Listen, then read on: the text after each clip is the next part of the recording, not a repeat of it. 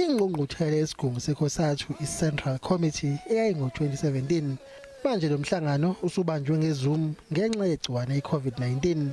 Ethula inkulumo yakhe uBlade Nzimande ugcizelele ukubaluleka kwebhange likahulumeni kuleli. Ubese ehlala endabeni.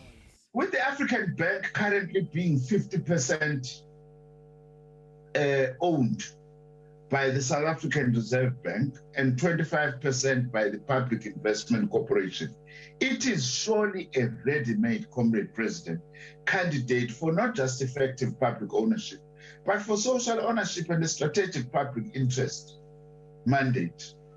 Khona manjalo unobhala jikelele womfela ndawonye wezinyunyana iSABC uZolizimavavi wethusa abaningi ngenkathi ihambela lenkomfa yeCOSATU njengesimenywa.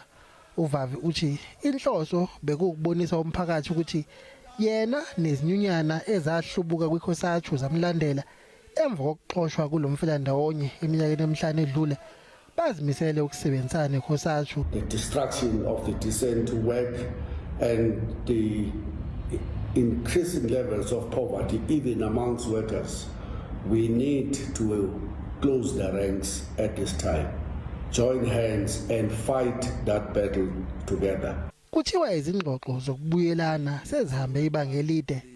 Mbongeni mbutho SABC eGoli.